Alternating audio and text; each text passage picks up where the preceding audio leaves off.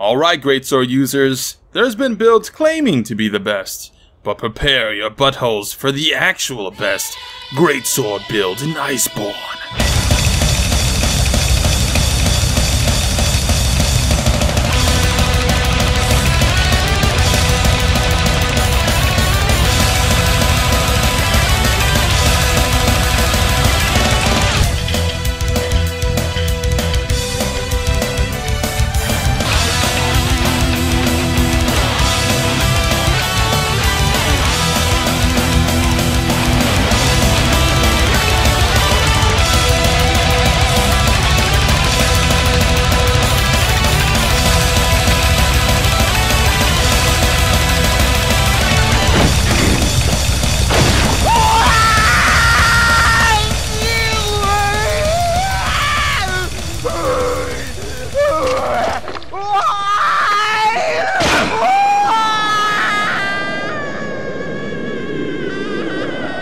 I'm just teasing, but for real, this is basically the best Greatsword build I could conjure up for y'all, being competitive to the most damaging raw build you can make damage-wise, and still being more DPS per combo than Elemental Crit Draw build.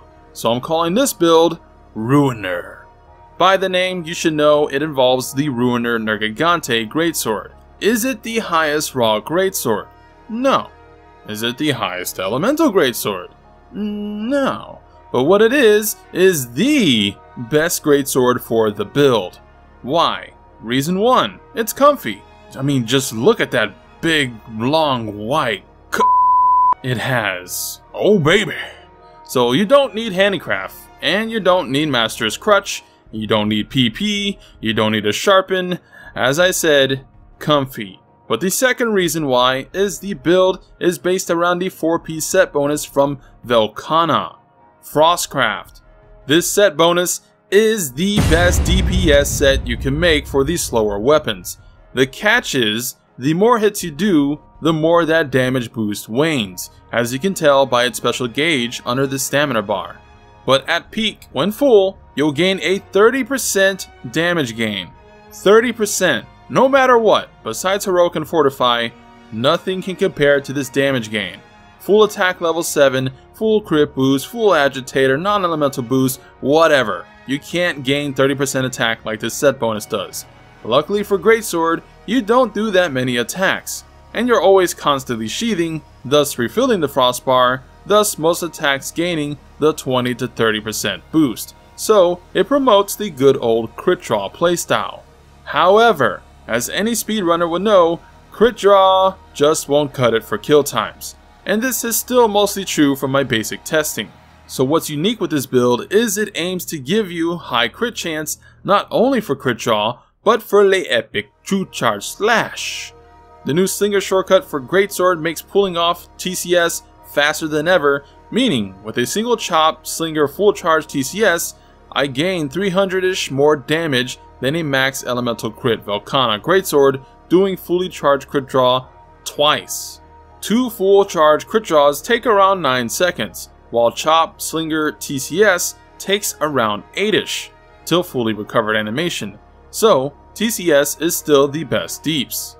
Now, Elemental Greatsword still does more damage per crit draw, about a 60-ish damage difference on the pull, but because of the set needing 4 pieces and being limited on slots, it can't achieve max element and decent crit to make anything other than the draw attack work.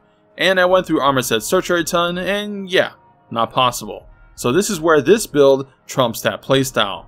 You can have both tactics, hit and run, and bear down and slam some metal. Still, my fully charged draw slashes are doing 666 damage, which confirms this is the most metal Greatsword build you can make.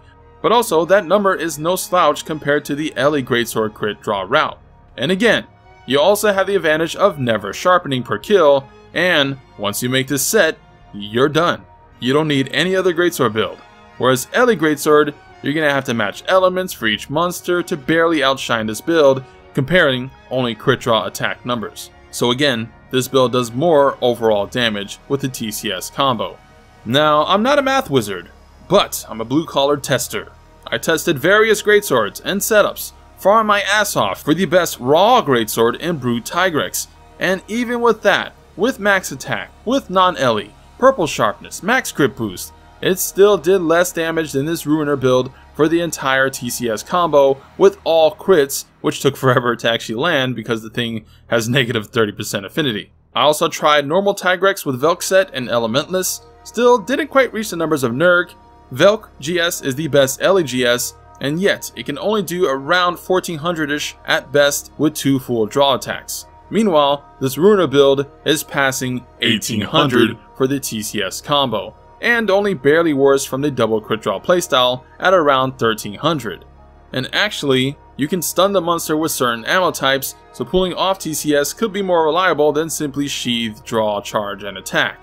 Now granted, the pull isn't accurate for elemental damage, but there's no way you're making up 300 damage difference, and if you do, again, not by much, and you have to change elements. Ever heard of the Guiding Lands? Yeah, that place sucks. This is where this build trumps LEGS as well, since you won't have to go back to camp every second to pick a Ellie Advantage GS. You stick with this thing to your grave. So I really love this build, even if I suck at Greatsword.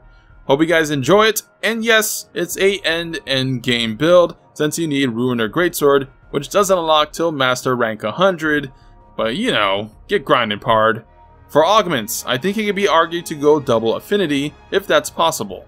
The attack gain is only 24 attack, which is great, but having 20% affinity would mean nearly every attack is gonna be a crit.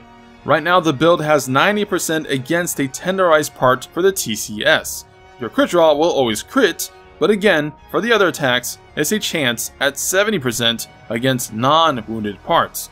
Double affinity would make it more reliable, but I guess it's also not mandatory if you can keep the monster wounded, which is easier in multiplayer. Speaking of wounding, the Greatsword wound drains your entire Frostcraft, so it'll take about 5 seconds before you can recharge it to full again after sheathing. Before asking, no, quick sheath is not worth running. But here's the gear again and the decos required. Pretty easy stuff to have by now. The exception are the weapon and the focus charm. It can upgrade to level 3, but you need some really rare parts for it. Seems like tempered Glavenus tail from Forest Area level 5, but I'm unsure of the other stuff. Presumably tempered Elder parts. But let me know in the comments if you know what parts are needed for that so people can know what to farm. And to wrap it up, for the min-maxer, if you wanted to work toward a perfect Ruiner build, in my opinion, this setup from Armistead Searcher is the one to go for. Max Divine Protection and Vitality mean surviving better against tempered stuff, because boy, does tempered Savage and Elders hit hard. Tossed Fortify in the build as well so you can capitalize on that trick, but yeah, this is the end goal, but you're gonna need 2 critical/vit level 4 jewels. Yeah, good luck. But enjoy the build, crit draw that like button, and charge / the comment section with your thoughts on the build or alternatives you found useful so far. Perhaps people can suggest some builds for people that aren't yet Master Rank 100, so they can use that till they get this. The next weapon guide will be the Greatsword, but I wanted to get this build out as soon as possible for y'all, so that will have to wait still. But to ensure you watch the guide when it comes out, subscribe for more Monhan epicness.